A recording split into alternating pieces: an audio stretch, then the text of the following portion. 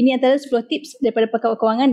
Dan yang ke-10 ni biasanya agak mencabar. Siapa yang berumur 40-an, ini bukan lagi waktu untuk anda bersantai-santai jika anda masih belum ada tabungan, hutang masih banyak dan pendapatan masih lagi, tahap kais sebulan makan sebulan.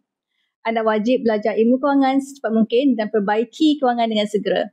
Selagi anda masih ada kudrat untuk bekerja dan berusaha, masih belum terlambat lagi. Tetapi kaedah ini tidak ada jalan pintas.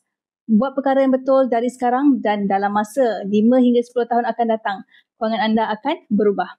Saya kongsikan 10 prinsip kewangan dari pakar yang boleh anda ikut.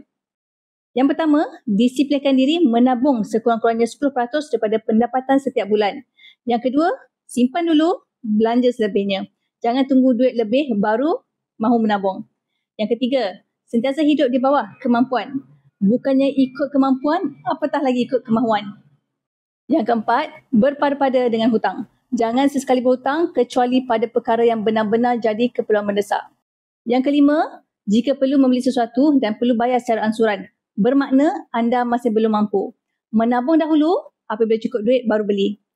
Yang keenam, jangan sesekali melabur kecuali guna duit lebihan daripada tabungan 6 hingga 12 bulan pendapatan.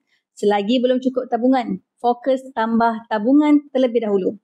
Yang ketujuh, pelaburan terbaik ialah ilmu. Baca buku dan hadis mengenai kewangan. Jangan berhenti menambah ilmu tentang kewangan dan kekayaan. Yang ke-8, join circle yang betul. Circle yang sentiasa obses tambah tabungan, bina kekayaan dan lupuskan hutang. Circle ini akan menentukan masa depan anda. Yang ke-9, sentiasa tingkatkan pendapatan dan pelbagaikan sumber pendapatan untuk tambah tabungan. Jangan bergantung hanya pada satu pendapatan. Dan yang terakhir sekali, setiap kali pendapatan bertambah, tambahlah tabungan. Jangan sesekali gunakan kenaikan pendapatan untuk tambah komitmen hutang.